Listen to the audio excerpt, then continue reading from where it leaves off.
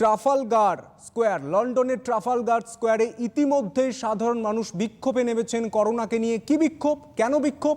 কারণ তাদের একটাই দাবি, তারা মাস্ক পরবেন না। No mask, no vaccine, no lockdown.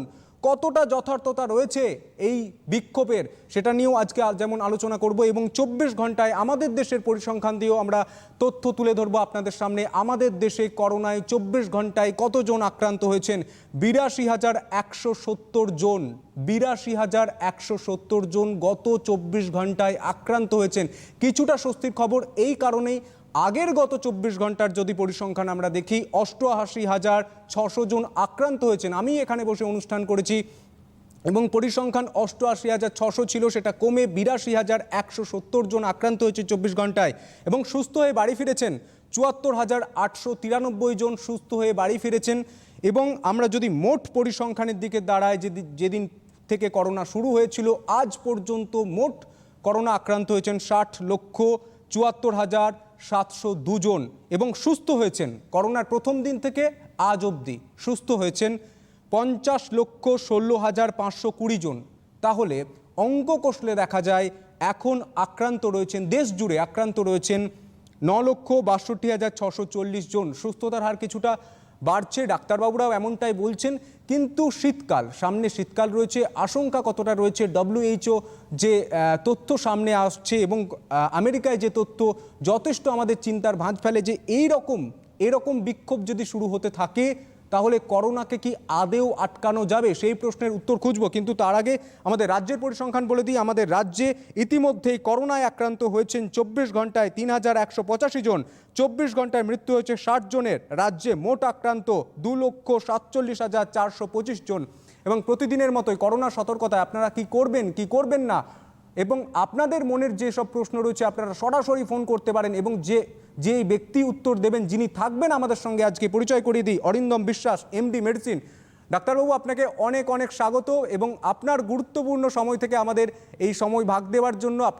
আপনি দীর্ঘদিন ধরে, করোনার প্রথম দিন থেকে প্রায় যতটা সম্ভব আপনি থেকেছেন আমাদের সঙ্গে, এবং আমাদের দর্শকদের সরাসরি উত্তর দিয়েছেন, তাদের মনের প্রশ্নের উত্তর দিয়েছেন, তাদের আশঙ্কা, যেখানে যেখানে আশঙ্কা থেকেছে সেই উত্তরগুলো আপনি সরাসরি একদম সহজভাবে দিয়েছেন। আপনাকে স্বাগত জানাই। কিন্তু আজকের যে পরিসংখ্যান উঠে আসছে এবং যে বিক্ষোভ উঠে আসছে ডাক্তারবাবু, এটা তো অবশ্যই ডক্টর বিশ্বাস আপনাকে মানতে হবে যে এই বিক্ষোভ যদি গোটা পৃথিবী জুড়ে শুরু হয়ে যায়, কতটা আশঙ্কার, কতটা যথার্থতা রয়েছে এই বিক্ষোভের, যে no mask, no vaccine, no lockdown. এই ইংল্যান্ডের কথা আপনি বলছেন, আপনি আমেরিকার কথা বলছেন। এই সব দেশগুলো মাঝে মাঝে হাওয়া তুলতে ভালোবাসে, ওরা মাঝে মাঝে একটু মজা করতে ভালোবাসে। ওরাও যথেষ্ট মর্মগ্রহণ করেছে যে মাস্ক ছাড়া উপায় নেই, কিন্তু আজকে এই জায়গায় বসে ওরা এখনো পর্যন্ত এরকম করে না পৃথিবীতে একটু হাওয়া তোলে।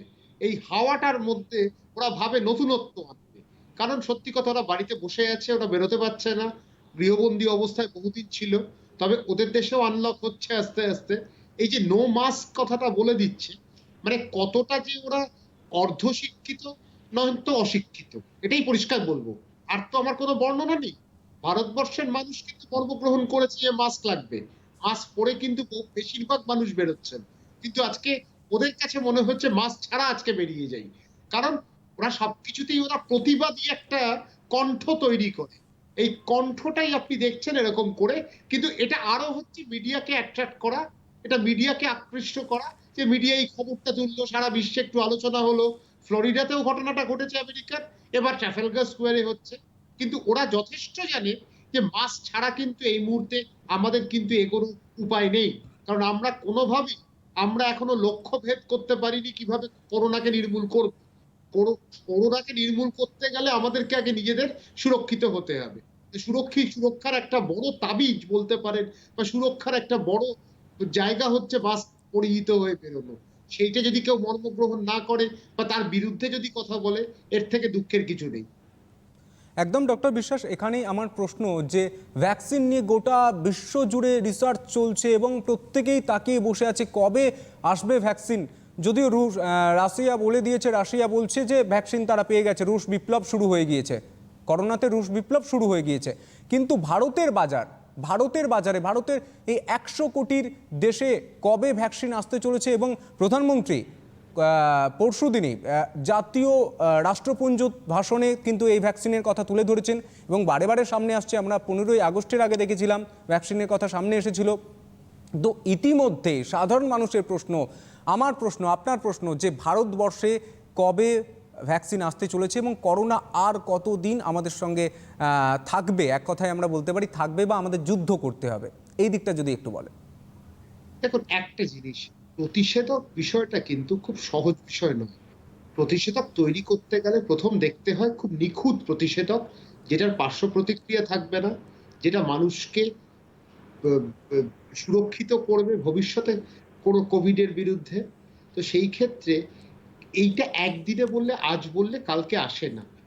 তার উপর যদি ভাইরাসের পরিকাঠামোর পরিবর্তন হয়, তখন কিন্তু এটা কষ্ট হয়ে যায় এটাকে বার করা। রাশিয়া চেষ্টা করেছে, ল্যান্সেট জার্নাল কিছু কথা বলেছে, এবং সব থেকে দুর্বলতম মানুষ পৃথিবীর এখন টেড্রস ঘাব্রেয়াস, যিনি WHO ডিরেক্টর জেনারেল, উনিও এটাকে মেনে নিয়েছে। কারণ উনি এখন যা বলছেন, আমিও যদি কালকে একটা কিছু বলি উনি মেনে নেবেন। তো এখন হচ্ছে প্রতিষেধকটা কতটা কার্যকারী হবে সেটা কিন্তু আগামী দিন বলবে। তৃতীয় স্তর পার করার পর মানুষের ওপর যখন প্রয়োগ হবে, তখন কিন্তু স্পষ্ট হবে যে এইটা কার্যকারিতা নিয়ে।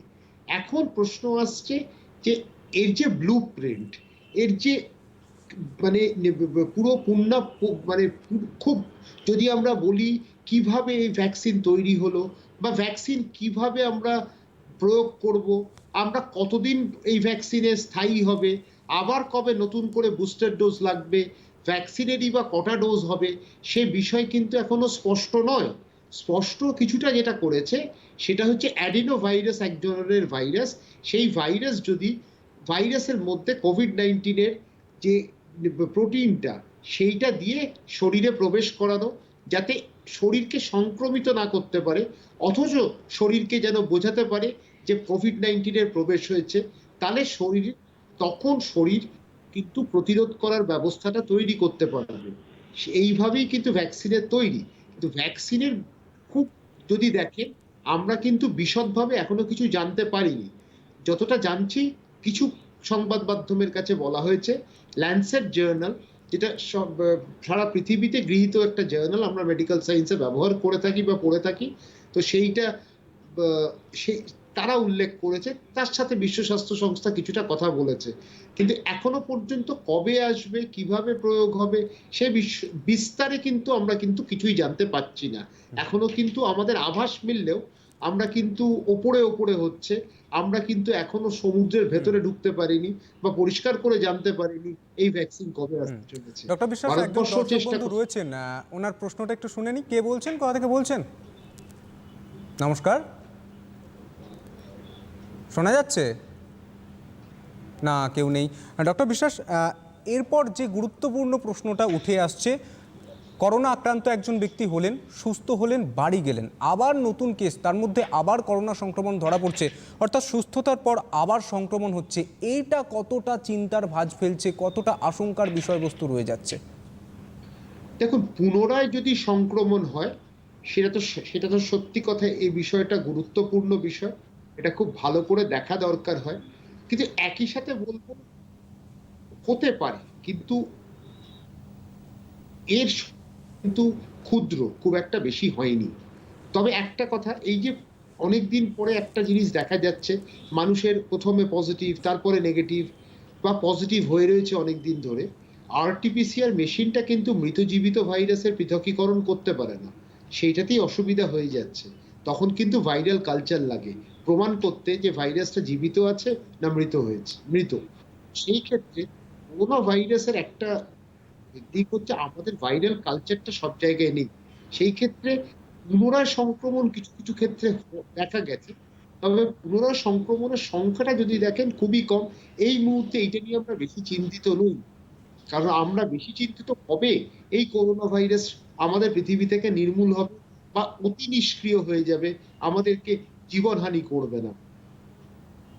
একদম এখানেই প্রশ্ন যে একবারে তো করোনা ভাইরাস যাওয়ার নয়, বিশেষজ্ঞরা যেমনটা বলছেন, আপনারা যেমনটা বলছেন যে রোগের তালিকা আমরা যদি একটা প্রকাশ করি, আমাদের যে রোগ মাথা ধরা, জ্বর, কাশি, তার মতনই হয়তো করোনা ভাইরাস একটা স্থান নিয়ে নিলেও সারা জীবন থাকবে এরকম বলছেন। কিন্তু সামনে শীতকাল আসছে ডক্টর বিশ্বাস, শীতকালে এখন বর্ষাকাল চলছে, মানুষ রাস্তায় বের হচ্ছেন, কাজে বের হচ্ছেন এবং ভিজে যাচ্ছেন, আবার শীতকাল সামনে। করোনা ভাইরাসের জন্য তারা যেমন সতর্কতা নিচ্ছেন এবং আমরা সাধারণ মানুষ হিসাবে যেটুকু বুঝতে পারি, প্রথম জ্বর, তাহলে জ্বর সর্দির একটা ভয় থেকে যাচ্ছে এবং তার সঙ্গে আতঙ্ক জড়িয়ে যাচ্ছে যে জ্বর সর্দি হওয়া মানেই কি আমার করোনা হলো, কারণ আমি ভিজছি, সামনে শীতকালে আবার আমায় দুবার করে স্নান করতে হচ্ছে। এই জায়গাটা কিন্তু রয়ে যাচ্ছে ডক্টর বিশ্বাস। খুব সত্যি কথা, খুব সত্যি কথা। সব জ্বর করোনা নয়। আবার একই সাথে আমি বলবো, জ্বর হলেই করোনাকে কিন্তু প্রথমে হচ্ছে আমরা করোনা পরীক্ষাটা ডক্টর বিশ্বাস করাবো। একটু বিরত করবো, আমাদের সঙ্গে কেউ দর্শক বন্ধু রয়েছেন। কে বলছেন, কোথা থেকে বলছেন? নমস্কার, শোনা যাচ্ছে? হ্যালো। হ্যাঁ বলুন। হ্যাঁ বলছি স্যার, ডাক্তারবাবুর সাথে কথা বলতে চাই। বলুন। বলছি ডাক্তারবাবু শুনছেন? হ্যাঁ শুনছেন, উনি শুনছেন। হ্যাঁ, বলছি ডাক্তারবাবু, যতদিন মোটামুটি ভ্যাকসিন এবছরে তো আসার কোনো চান্স নেই, যতটা যা শুনছি ভ্যাকসিন ট্রায়াল হবে এই করে যাচ্ছি, তো বিশেষজ্ঞরা এই বলে যাচ্ছে।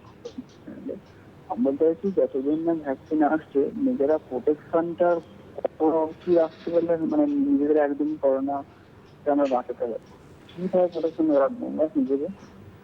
এটা একদমই না জিনিসটা হয়, প্রচন্ড আতঙ্কে আছে মানুষ ভেতরে ভেতরে। আপনার প্রশ্ন শেষ? আর একটা জিনিস জানতে চাই হ্যাঁ। ডাক্তারবাবু, যে একবার যদি করোনা হয়ে যায় তাদের কি মানে ভেতরে যত মানে অর্গান থাকে, যেমন লিভার, কিডনি, ফুসফুস, এইগুলো কি ক্ষতিগ্রস্ত হতে চান্স থেকে যায়? শুনতে থাকুন, বিশ্বাস উত্তর নেব, ডক্টর বিশ্বাস উত্তর নেব। দেখুন ওনার কথাটা সত্যি কথা। উনি কেন প্রত্যাশায় মানুষের দিন কাটছে, কিন্তু শূন্য দিন বয়ে যায়, এটা তো অস্বীকার করার নেই। কারণ আমরা কোনো ফলাফল পাচ্ছি না বা ফলপ্রসূ কিছু খবর আমাদের কাছে আসছে না। আশায় হয়তো আমরা প্রচুর বুক বাঁধছি যে হ্যাঁ কিছু একটা বেরোবে, কিন্তু আশাটা এখনো সেইভাবে পূরণ হচ্ছে না। ওনাকে এখন সুরক্ষিত রাখতে হবে। যা নিদান দিয়েছে সরকার, যা স্বাস্থ্য বিধানের কথা বলা আছে, দূরত্ব রেখে মুখটাকে ভালো করে ঢেকে রাখতে হবে, নাক আর মুখটা, হাতটা যেন পরিষ্কার থাকে, অপরিচ্ছন্ন না থাকে। এই বিধানগুলো যদি উনি মেনে চলতে পারেন, হ্যাঁ উনি ভালো থাকবেন, উনি নিশ্চিতভাবে ভালো থাকবেন। এটা একটা উপায়। দ্বিতীয় প্রশ্ন ওনার হচ্ছে পুনরায়, আবার বলছি পুনরায় সংক্রমণের কথা কিছু কিছু দেশ বলেছে, ভারতবর্ষেও দু একটা খবর পাওয়া গেছে, তবে সেই সংখ্যাটা অতি ক্ষুদ্র। তবে এই নিয়ে এখনো বিশদভাবে কোনো বৈজ্ঞানিক কোনো গবেষণা করেনি, বা এই নিয়ে যদি গবেষণা হয়েও থাকে সেই রকম ফল কিন্তু আমাদের সামনে আসেনি। কিন্তু আবার বলছি, অপেক্ষাকৃত নতুন ভাইরাস, তো এটা তো একটা নতুন ভাইরাস, এর বিষয়ে আমরা জানতাম 7.5 মাস হোক, 8 মাস হোক, 9 মাস হোক, যদি এটা মেডিকেল সায়েন্স হিসেবে আপনি গণ্য করেন, সেটা কিন্তু নতুন ভাইরাস। মেডিকেল সায়েন্স এত তাড়াতাড়ি কিন্তু আপনাকে উত্তর দিয়ে দিতে পারবে না, তাদেরকে অনেকটা সময় লাগে। আজকে যখনই আমরা আলোচনা করি, আমরা সার্সের কথা বলি, মার্সের কথা বলি, আপনি সেটা দেখুন কতদিন সময় লেগেছে, 2-3 বছর পরে। পোলিও বা এইচআইভিও আমরা বলতে পারি। এইচআইভিতেও আমাদের এখন অধরা না, অধরা, কিন্তু এইচআইভির ঠিকই ওষুধ এসছে। আজকে যে মানুষটা খুব দ্রুত মারা যেত বা অবস্থা খারাপ হয়ে যেত, আজকে এইচআইভি কিন্তু মানুষকে 10 থেকে 15 বছরের বেশিও পর্যন্ত বাঁচিয়ে রাখতে পারছে। এত ভালো ওষুধ কিন্তু আমাদের এসছে, যদি ঠিক মতো মানুষ ওষুধ নেয়। ওষুধের দামগুলো একটু বেশি, কিন্তু সরকার যেভাবে ওষুধগুলো আদান প্রদান করছেন বা বিভিন্ন জায়গায় ছড়িয়ে দিচ্ছেন, মানুষকে সাহায্য করছেন, প্রতি সরকারি, সে রাজ্য সরকার হোক, কেন্দ্র সরকার স্তরেই হোক, সাহায্য কিন্তু মানুষ পাচ্ছে। আজকে এইচআইভি কিন্তু অনেক ভালোভাবে চিকিৎসা চলছে, এবং এইচআইভি পেশেন্ট যারা আগে খুব তাড়াতাড়ি মারা যেত, এখন কিন্তু তাদের অনেকটা সময় তারা একদম মানে দীর্ঘ আয়ু তাদের হচ্ছে। আর সেখানে কোভিডের ক্ষেত্রে ওনার ক্ষেত্রে আমি বুঝতে পারছি প্রতিষেধক আসবে বা পুনরায় ডক্টর বিশ্বাস সংক্রমণ, এই একটু বিষয়। বিরত করব, আমাদের সঙ্গে কেউ দর্শক বন্ধু রয়েছেন, কে বলছেন, কোথা থেকে বলছেন? নমস্কার। না, নেটওয়ার্ক ডিস্টার্ব করছে। ডক্টর বিশ্বাস, যেখানে আমার প্রশ্ন ছিল এবং আলোচনা ছিল যে সুস্থতার হার বাড়ছে কিন্তু আক্রান্তর সংখ্যাটাও কিন্তু লাফিয়ে লাফিয়ে বাড়ছে, কিন্তু নিউ নর্মাল, আমরা লকডাউন কাটিয়েছি, আনলক কাটিয়েছি, এখন নিউ নর্মাল যাচ্ছি আমরা। আস্তে আস্তে জীবনযাপনটা মনে হচ্ছে না যে স্বাভাবিক হচ্ছে, কিন্তু সঙ্গী হয়েছে মাস্ক, স্যানিটাইজার, শারীরিক দূরত্ব, এগুলো মানতে হচ্ছে আমাদের, কিন্তু আস্তে আস্তে আমরা কি স্বাভাবিকের পথে হাঁটছি? পরিস্থিতি কিন্তু স্বাভাবিক হয়নি, পরিস্থিতিকে স্বাভাবিক করে দেওয়া প্রচেষ্টা চলছে। এটা কিন্তু এই বাস্তবটাকে আপনাকে আমাকে মানতে হবে। এখনো পর্যন্ত যদি আপনি ব্যবধানটা দেখেন সুস্থতা আর অসুস্থতা, তার মধ্যেও কিন্তু মাঝে মাঝেই 10 থেকে 11 লক্ষ মানুষের একটা এই সংখ্যাটার ব্যবধান থাকছে। এটা কিন্তু মারাত্মকভাবে কিছু ভালো কিছু নয়, খারাপও বলছি না, কিন্তু এখনো পর্যন্ত আমরা ভারসাম্যটা রাখতে পারিনি আমাদের। আপনি আজকে 83,000 84,000 বলছেন, কালকে যদি ওটা 90 হয় অবাক হব না, কারণ একদিন বাড়ছে আবার আরেকদিন কমে যাচ্ছে। আগের 24 ঘন্টাতেই 88,600 হয়ে গিয়েছিল। হ্যাঁ, এই আগের 24 ঘন্টাতে একটা স্পষ্ট, আমরা শীর্ষবিন্দুতে কিন্তু শীর্ষবিন্দুতে যদি পৌঁছে যেতাম, বা ধরুন আমরা গতকাল পৌঁছেছিলাম, তাহলে এই 84,000 তাহলে আগামীকাল হয়তো 83,000 হবে, দুদিন বাদে ওটা 78,000 হবে, এইভাবে নামতে দর্শক থাকবে। বন্ধু রয়েছেন, কে বলছেন, কোথা থেকে বলছেন? নমস্কার, শোনা যাচ্ছে? হ্যাঁ, শোনা যাচ্ছে। হ্যাঁ বলুন, আপনি কে বলছেন, কোথা থেকে বলছেন? আমি ঠাকুরপুকুর থেকে বলছি, আমি ঈশা ভৌমিক বলছি। আপনার প্রশ্ন একটু জোরে বলবেন। আমার সমস্যা হচ্ছে কি, আমি ছাড়ার পরে আপনি একটু বলবেন, তারপর আমি শুনবো। হ্যাঁ, আর আমার তেল পাচ্ছি না বেশ 10-12 দিন ধরে। আর আমার খাওয়ার রুচিটা একটু কম। এটা কি কোভিডের লক্ষণ?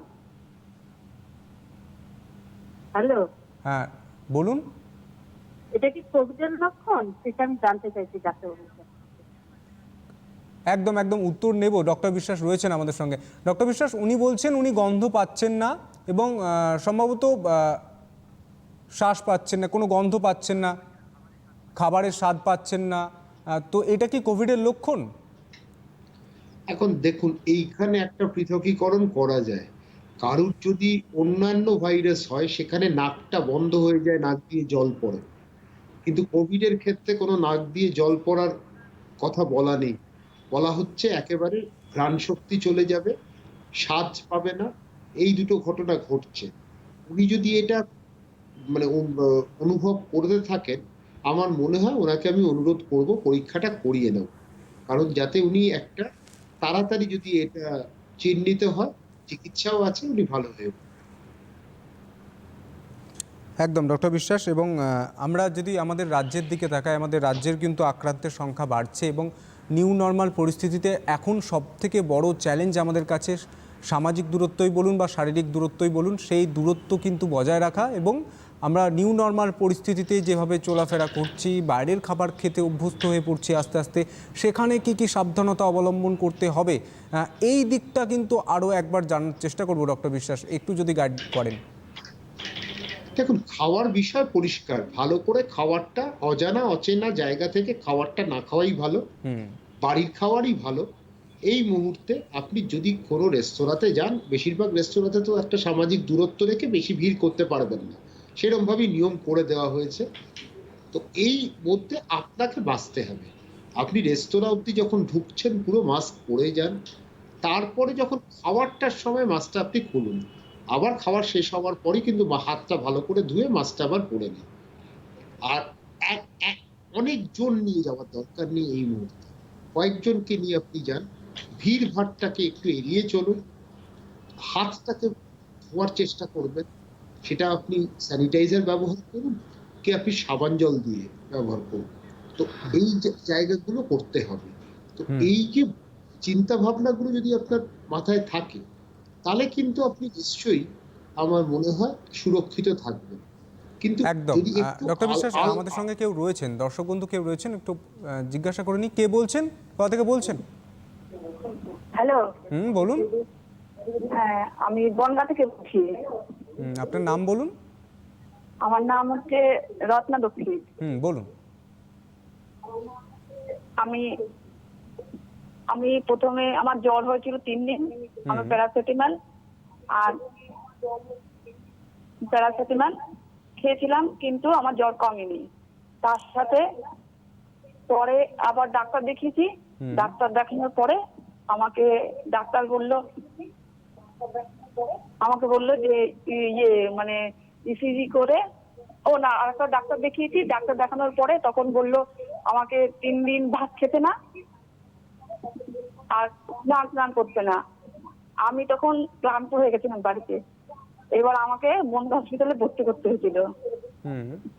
বনগাঁ হসপিটালে ভর্তি করার পরে আমার ওখান থেকে ট্রান্সফার করলো। 3 দিন দেখার পরে জানি না কি চিকিৎসা করেছে, আমি ঠিক বলতে পারবো না। আমাকে ট্রান্সফার করা হলো, কিন্তু করোনা নেগেটিভ এসেছিল। কিন্তু আমাকে এমন অবস্থা আইসোলেশনে ভর্তি করতে হয়েছিল। আমি 15 দিন থাকার পরে এখন আমি বাড়িতে ফিরে এসেছি। এখন আমি মোটামুটি ভালোই সুস্থ, কিন্তু আমি এখনো খাবারের টেস্ট পাচ্ছি না। শুধু খাবারের টেস্ট পাচ্ছেন না? হ্যাঁ, কিন্তু আসলে আমি এটা অ্যান্টিবায়োটিকের কারণে কিনা জানি না। আর আর আমি গন্ধ পাচ্ছেন? কোন জিনিসের গন্ধ পাচ্ছেন? গন্ধ? স্মেল পাচ্ছেন? গন্ধটাও ঠিক সেরকম পাচ্ছি না। মানে এখন আপনি জানতে চাইছেন আপনার কি পরিস্থিতি রয়েছে? মানে সতর্ক থাকবো তাই। একদম উত্তর নেব। ডক্টর বিশ্বাস রয়েছেন, কি বলবেন? দেখুন, ওনারটা একটা বড় উদাহরণ যে সব জ্বর কোভিড নয়।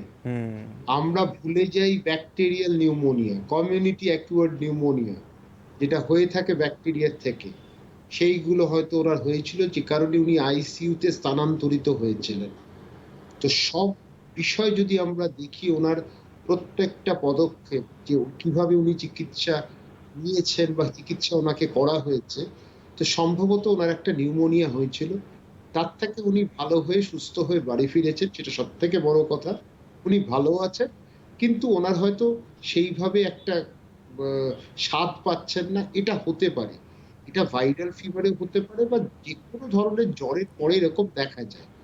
সেই ক্ষেত্রে আমরা বলি কিছু মাল্টিভিটামিন, ভালো করে জল, কিছু তেতো জিনিস অনেক সময় খেলে সেটার স্বাদটা ফিরে আসে তাড়াতাড়ি। এগুলোর কিন্তু কোনো বৈজ্ঞানিক প্রমাণ নেই, কিন্তু তবুও কিছু কিছু জিনিস আমরা বলি। কারণ আপনি যদি তেতো জিনিসটাও খান বা উচ্ছে করলা খান, আপনার শরীরে কিন্তু ভালো জিনিস প্রবেশ করছে, খারাপ জিনিস নয়। কিন্তু এই যে টেস্টটা ফিরতে অনেকের দিন 15 লাগে, অনেকের 1 মাসও লাগে। কিন্তু উনি একজন বড় উদাহরণ যে অন্য রোগও হচ্ছে কোভিড ছাড়া। সেই জন্য আমাদের সেই খেয়ালগুলো করতে হবে, আমাদের সেই দিকে নজর দিতে হবে। সুতরাং সব জ্বর কোভিড নয়, আবার জ্বর হলে কোভিডটা করিয়ে নেওয়াটাও খুব বাঞ্ছনীয়। একদম ডক্টর বিশ্বাস, আমরা যদি বছরের মানে এই বছর ছেড়ে দিই, করোনা ছেড়ে দিই, আগের বছরগুলোর যদি ইতিহাস দেখি, এই সময় কিন্তু আমাদের ডেঙ্গি, ম্যালেরিয়া, এই রোগগুলোর কিন্তু প্রকোপ থাকে। তো এখন সবথেকে যে সমস্যাটা সামনে আসছে, কারো ডেঙ্গি যখন হচ্ছে সে বুঝতে পারছে না ডেঙ্গি হয়েছে না করোনা হয়েছে। এবং গতকালও এই বিষয় নিয়ে আলোচনা করেছিলাম, এবং ম্যালেরিয়ার ক্ষেত্রেও তাই। এবং আপনি যখন বলছেন সব জ্বর করোনা নয়, তখন স্বভাবতই প্রশ্ন ওঠে যে কিভাবে মানুষ বুঝবেন, স্বাভাবিকভাবে কিভাবে বুঝবেন যে তার ডেঙ্গি হলো না করোনা হলো না ম্যালেরিয়া হলো না অন্য কোনো রোগ হলো বা অন্য কোনো জ্বর হলো? কি কি উপসর্গ ভাগ থাকবে করোনার থেকে? এই উপসর্গগুলি কি কি আমরা বিপরীত প্রতিক্রিয়া বা কি লক্ষণ আমরা দেখতে পাবো? দেখুন, একটা কথা, সেটা হচ্ছে ডেঙ্গির ক্ষেত্রে আমাদের কাছে খুব স্পষ্ট যে কথাগুলো, সেটা হচ্ছে প্রচন্ড জ্বর আসবে, তার সাথে প্রচন্ড ব্যথা করবে সারা শরীর।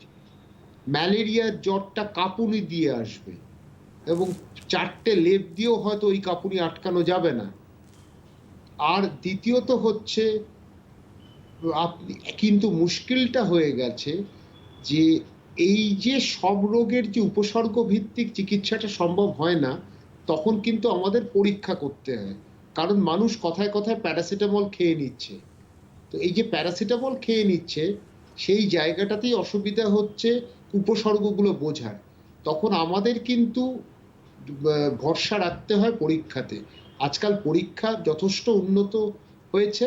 তাড়াতাড়ি যদি পরীক্ষাটা করতে পারি, সঙ্গে সঙ্গে চিহ্নিত হয়। ম্যালেরিয়া যদি তাড়াতাড়ি চিহ্নিত হয়, সম্পূর্ণ সুস্থ হয়ে যায় মানুষ। পুনরায় হওয়ার একটা সম্ভাবনা থাকে ম্যালেরিয়া, কিন্তু ডেঙ্গির ক্ষেত্রে 4টে টাইপ, একটা টাইপ হলে পুনরায় সেটা আর হবে না। কিন্তু আবার যদি কোনো সময় অন্য টাইপে হয়, সেটা অনেক সময় ভয়াবহ হয়ে যায়। তো সেই ক্ষেত্রে চিকিৎসা আছে, ডাক্তারের সাথে যোগাযোগ করতে হবে, এবং ডাক্তারের সাথে যোগাযোগ করে রোগটাকে চিহ্নিত করে চিকিৎসা যদি তাড়াতাড়ি শুরু হয়, তাহলে কিন্তু দ্রুত মানুষ সুস্থ হয়ে পড়ে। ডক্টর বিশ্বাস, এখানে আমার প্রশ্ন যে ফাটাফাট প্যারাসিটামল আপনি বললেন, প্যারাসিটামল খাচ্ছেন, প্যারাসিটামলের কতটা সাইড এফেক্ট থেকে যাচ্ছে? কারণ আমার শরীর কি প্যারাসিটামল নেবে বা এখন কি প্রয়োজন, আমি না জেনেই খেয়ে নিচ্ছি। অনেককেই আমি দেখছি, আপনি উদাহরণ তুলে ধরলেন, আপনি তথ্যটা তুলে ধরলেন। তো কি বলবেন যে এভাবে না জেনে প্যারাসিটামল আমরা যদি খেয়ে নিই, কতটা ক্ষতিকর হতে পারে আমাদের ক্ষেত্রে? দেখুন, না জানে প্যারাসিটামল খাওয়া উচিত নয়। 4 গ্রামের ওপর যদি প্যারাসিটামল আপনি খেতে থাকেন টানা, তাহলে কিন্তু লিভারের ওপর কিন্তু একটা প্রভাব পড়বে, এবং খুব খারাপ ধরনের প্রভাব। অনেক সময় লিভারের যা কোষগুলো আছে সেগুলো কিন্তু নষ্ট হয়ে যায়। তো সেই ক্ষেত্রে আপনাকে এইখানে ভরসা রাখতে হবে যে ডাক্তারবাবুর ওপর উনি কতটা প্যারাসিটামল দিচ্ছেন, 3 দিন দিচ্ছেন, 4 দিন দিচ্ছেন, টানা নয়। তো এই ঘটনাতে প্যারাসিটামলটা আমরা খেয়ে ফেলছি, যদিও একটা কারণ আছে। এই যে জ্বরের সময় যে অস্বস্তিটা প্যারাসিটামল অনেকটা কমিয়ে দেয়, সেটা কিন্তু একটা ইতিবাচক দিক আছে। আবার নেতিবাচক দিকটা হচ্ছে, প্যারাসিটামল যদি আমি টানা খেতে থাকি, তখন আমার কারণটা আমি খুঁজে পাবো না, তখন একটা রহস্যটা ভেদ করতে পারবো না। আবার অনেকে তাড়াতাড়ি অ্যান্টিবায়োটিক খেয়ে নেয়, সেখানেও কিন্তু রহস্যটা ভেদ করতে পারবো না। কারণ আমার অনেক সময় জ্বরের কারণের জন্য আমাদের রক্ত পরীক্ষা করতে হয়, ব্লাড কালচার যেটাকে আমরা বলি। সেই ব্লাড কালচারটা কিন্তু অনেক সময় নেগেটিভ এসে যায়। তো এই নেগেটিভ আসলে তখন কিন্তু অসুবিধাটা হয়, আমরা চিকিৎসাটা তখন আন্দাজে করতে হয়, মানে হিট অ্যান্ড ট্রায়াল। তখন এক গাদা অ্যান্টিবায়োটিকের প্রয়োজন হয়ে যায়। ডক্টর বিশ্বাস, যেটা কিন্তু একটু বিরত করবো আপনাকে, কারণ কেউ দর্শক বন্ধু রয়েছেন। কে বলছেন, কোথা থেকে বলছেন? হ্যালো হ্যালো, আমি দত্তপুকুর থেকে বলছি। বলছি যে আমার ছেলে শনিবার থেকে জ্বর। এবার জ্বর অল্প ছিল, কিন্তু আজকে দেখছি 2 উঠে গেছে জ্বর। তা প্যারাসিটামল দিয়েছি, আর একজন ডাক্তারবাবু বলেছিলেন অ্যাজিক্সাসিটামল ওই ট্যাবলেটটা দিতে। এবার জ্বরটা তো 2 পর্যন্ত উঠে গেছে, এবার কি করব? ডক্টর বিশ্বাস উত্তর নেই। হ্যাঁ, দেখুন, ওনাকে এখন পরীক্ষা করাতে হবে। এক হচ্ছে ডেঙ্গি আছে কিনা, ম্যালেরিয়া আছে কিনা, কোভিড, ডাক্তারবাবু যদি উনি মনে করেন যে কোভিড দরকার, নিশ্চয়ই দরকার। আরেকটা রোগ সম্বন্ধে কিন্তু একটু বলবো, সেটা কিন্তু অনেক সময় আমরা ভুলে যাই, সেটা হচ্ছে স্ক্রাব টাইফাস। স্ক্রাব টাইফাস বলে একটা রোগ আছে, এটা এক ধরনের পোকার কামড় থেকে আসে। এটাকে আমরা বলি পিইউ, যে অনেক দিন জ্বরটা যাচ্ছে না তখন ভাববো, কিন্তু এখন ভাবার সময় নেই। আমার হাতে পরীক্ষাটা আছে, আমি পরীক্ষাটা করিয়ে নেবো। চিকিৎসা এত ভালো আছে সবকিছু, যদি আমরা তাড়াতাড়ি রোগটাকে চিহ্নিত করতে পারি, শনাক্তিকরণ যদি করতে পারি, তাহলে কিন্তু আমাদের চিকিৎসা করতে কোনো অসুবিধা হবে না, এবং দ্রুত চিকিৎসা মিললে যে কোনো পেশেন্ট কিন্তু তাড়াতাড়ি সুস্থ হয়ে যাবেন, যেটা আমাদের ডাক্তারদের মূল লক্ষ্য, এবং সবারই তাই লক্ষ্য। তো সেটাই আমাদের দেখতে হবে। ওনাকে অনুরোধ করবো ডাক্তারবাবুর সাথে কথা বলে পরীক্ষাগুলো করাতে। একদম। যখন কোনো অসুবিধা হচ্ছে, অবশ্যই আমরা প্রথম দিন থেকেই বারে বারে বলে গেছি, যখন কোনো অসুবিধা হচ্ছে, আপনি বুঝতে পাচ্ছেন কোনো করোনা উপসর্গের কাছাকাছি বা আপনার অস্বস্তি হচ্ছে, আপনি কিন্তু চিকিৎসা নিতে পারেন। কারণ যখন বেড়ে যাবে, যখন করোনাই হোক বা অন্য জ্বর হোক, যখন বেড়ে যাবে, তখন কিন্তু হাতের বাইরে বেরিয়ে যাওয়াটা আগে চিকিৎসকের পরামর্শ নেওয়াটা প্রয়োজনীয়, এমনটাই কিন্তু জানাচ্ছেন ডক্টর বিশ্বাসও। কেউ দর্শক বন্ধু রয়েছেন, কে বলছেন, কোথা থেকে বলছেন? না, নেটওয়ার্কের অসুবিধা রয়েছে। যাই হোক, ডক্টর বিশ্বাস, আমরা যে আলোচনায় ছিলাম যে করোনা মার্চ মাস থেকে চলছে, এখন প্রায় দেখতে দেখতে 5-6 মাস আমরা অতিক্রম করে ফেলেছি। তো টিকার একটা ব্যাপার যেহেতু আমরা প্রথমেই আলোচনা করলাম, এই মুহূর্তে সবথেকে আমরা যে সাধারণ প্রশ্নটা সামনে আসছে, যে আমরা বাজারে যাচ্ছি, আমরা প্রথম দিন থেকে একদম বলে আসছি বাজার একদম নিয়মিতভাবে যান, কিন্তু ভিড় করবেন না, প্রয়োজনে যান। কিন্তু এখন বাজারে যে ট্রেন্ডটা আমি খেয়াল করছি, বাজারে সবজি, মাছ, মাংস বাড়িতে নিয়ে আসার পর যে কেমিক্যাল দিয়ে স্যানিটাইজ করা হচ্ছে, এটা কতটা স্বাস্থ্যকর? কোনো দরকার নেই কেমিক্যাল দিয়ে স্যানিটাইজ করার, শুদ্ধিকরণ করার কোনো দরকার নেই। জলটা ঠান্ডা জলে যদি আমরা ধুয়ে নিতে পারি শাক সবজি আর বাকি, তখন তো আমরা নিশ্চয়ই ভালো থাকবো। তারপর ফ্রিজে ঢুকিয়ে দেবো। আর রান্না করার সময় তো যে কড়াইয়ের মধ্যে রাখি বা কোনো পাত্রের মধ্যে রাখি, সেটা তো গরম করব। সেই গরম করতে গেলে ভাইরাস মরে যাবে। খালি যে পরিবেশন করছে, যে রান্না করছে, তার হাত যেন পরিচ্ছন্ন থাকে। যিনি খাচ্ছেন তিনি যেন তার হাতটাকে পরিচ্ছন্ন রাখেন, তাহলেই কিন্তু আর মুখের মধ্যে যেন না নিয়ে যায় হাতটাকে। অনেকের একটা অভ্যেস আছে টাকা গোনা থেকে জিভে লাগানো হাতটা, সেইটা কিন্তু একটা বদ অভ্যেস। ওই বদ অভ্যেসগুলোকে যদি আমরা ত্যাগ করতে পারি, কারণ আপনাকে আমি একটা কথা বলছি, আমরা কারণ ছাড়াই কিন্তু প্রায় 20 বার মতন হাত কিন্তু মুখের মধ্যে চলে আসে, সেটা আমরা কিন্তু বুঝতে পারি না। সেই ক্ষেত্রে যাতে অসুবিধাটা না হয়, মাস্ক পরিহিত হয়ে বাইরে বেরোনো, মাস্কটা রাখা, যখন দরকার লাগবে না তখন আপনি মাস্কটা খুলে নিন, সেইটা আপনাকে অনেক বেশি সুরক্ষা দেবে। ডাক্তারবাবু, আপনি জানেন, আমি জানি, এবং আপনারাও বারে বারে আমাদের এখানে এসে বলেছে, এবং প্রত্যেকেই বলেছে, WHO বলেছে, আমাদের স্বাস্থ্য মন্ত্রক বলেছে, রাজ্যের প্রশাসন বলেছে যে মাস্ক পরার কিন্তু একটাই নিয়ম, এতটা যাতে চাপা থাকে। কিন্তু বিশ্বাস করুন, বাইরে বের হয়ে এই নিয়মটা আমি অন্তত খেয়াল করি না, খুব অল্প খেয়াল করি। মাস্কের এখন পরার অনেক নিয়ম বেরিয়েছে ডাক্তারবাবু, আপনি জানেন নাকি আমি জানি না, তবে আমি খেয়াল করছি এখানে। যাই হোক, আমি যে প্রশ্নে যাব, মাস্ক আমরা প্রথম দিন থেকে বলে আসছি, আজও বলছি, মাস্ক অত্যন্ত জরুরি, আপনি পরুন এবং নিয়ম মেনে পরুন। এতটা পর্যন্ত আপনি ঢাকা রাখুন, নাক বার করবেন না, মাস্কের নাক বেরিয়ে থাকবে না, তাহলে কোনো কাজ দিচ্ছে না, এটা আপনাকে বুঝতে হবে। যে প্রশ্নতে যাব ডাক্তারবাবু, আপনি বলছেন রেস্তোরাঁর কথা বললেন, আপনি বাড়িতে খাবার তৈরির কথা বললেন, কিন্তু এখানে একটা সবথেকে বড় প্রশ্ন সামনে আসছে, যিনি খাবার পরিবেশন করছেন রেস্তোরাঁতে, আমি তো তাকে চিনি না, চেনাটা সম্ভবও নয়। সাধারণ মানুষ যাচ্ছেন, নিউ নর্মালে বাড়ির বাইরে বের হচ্ছেন, রেস্তোরাঁয় যাচ্ছেন, খাবার খাচ্ছেন, কিন্তু যিনি পরিবেশন করছেন অ্যাসিম্পটোমেটিক যদি হয়, তার থেকে কি ছড়িয়ে পড়ার সম্ভাবনা রয়েছে? কারণ আপনারা পরিষ্কার করে দিয়েছেন খাবারের মধ্যে করোনা ছড়াতে পারে না, এরকম কোনো এখন পর্যন্ত প্রমাণসহ তথ্য সামনে আসেনি। কিন্তু যিনি পরিবেশন করছেন তার থেকে কি করোনা ছড়াতে পারে? তার থেকে দেখুন, তার আজকে উপসর্গবিহীন মানুষ কে আছে তো আমরা জানি না, কিন্তু আজকে যে পরিবেশনটা করছে তা সে যেন মাস্ক পরিহিত হয়ে থাকে, গ্লাভস পরলেও সে যেন গ্লাভসটা পরিবর্তন করে মাঝে মাঝে। একজন কাস্টমার থেকে আরেকজন কাস্টমার ক্রেতার কাছে যদি যায়, সে তার তখন কিন্তু গ্লাভসটাকেও বদলাতে হবে। সেইভাবেই পরিচ্ছন্নতাটা আপনি বজায় রাখতে পারবেন। কারণ উপসর্গবিহীন মানুষ কিন্তু প্রচুর, তার থেকেই কিন্তু এত ছড়িয়েছে, এটা আমাদের মানতে হবে। তৃতীয় স্তরে আমরা তো এই জায়গা থেকে গেলে যদি সব রকম খুলে দেওয়া হচ্ছে, কদিন পরে সিনেমা হল খুলে দেওয়া হবে, সেটাও কিন্তু যে সিদ্ধান্তটা খুব ভালো আমি এই মুহূর্তে বলবো না, যদিও আমি প্রাজ্ঞ লোকেরা সরকারের কাছে আছে, তারা নিশ্চয়ই সরবরাহ করছেন তথ্য, তারা মনে করেছেন এটা সুরক্ষিত। কিন্তু আমি এখনো বলছি, যেখানে জনসমাগম হবে লাফিয়ে লাফিয়ে কিন্তু বাড়বে। সেই ক্ষেত্রে পুজো হোক, সিনেমা হল হোক, যেখানে জনসমাগম তৈরি হওয়ার একটা সম্ভাবনা আছে, সেইখানে কিন্তু সাবধান হতে হবে। আর হ্যাঁ, এক শ্রেণীর মানুষ এখনো অজ্ঞান হয়ে আছে, কারণ লকডাউনের দিন যেরকম পুরো রাস্তা, অনেক লকডাউন যথেষ্ট ভালোভাবে পালিত হয়েছে, আবার কিছু রাস্তায় কিন্তু বার্সেলোনা, রিয়াল মাদ্রিদের খেলাও হয়েছে, সেটা আমরা দেখেছি। সেখানে প্রচুর রুটগুলি একটু বিরত করব ডক্টর বিশ্বাস, একটু বিরত করব, কারণ কেউ দর্শক বন্ধু রয়েছেন। কে বলছেন, কোথা থেকে বলছেন? আমি বিমল সরকার বলছি। বলুন। আমি কালজানি বেলতলা বিমল সরকার বলছি। এখন তো আপনার বর্ষাকালে আপনাদের কিন্তু সিটি বিভাগে সবসময় আমি শুনি, হ্যাঁ, হ্যাঁ শুনি, শোনার পরে আপনাদের ডাক্তারবাবু বললো শীতকালে কি অবস্থা হবে ওইটাই আমি জানতে চাইছি আর কি, করোনা বাড়বে না কমবে। শীতকালে করোনা বাড়বে কি বাড়বে না এটা জানতে চাইছেন, তাই তো? হ্যাঁ হ্যাঁ হ্যাঁ, শীতকালে কি অবস্থাটা আসবে। একদম উত্তর নেব, শুনতে থাকুন।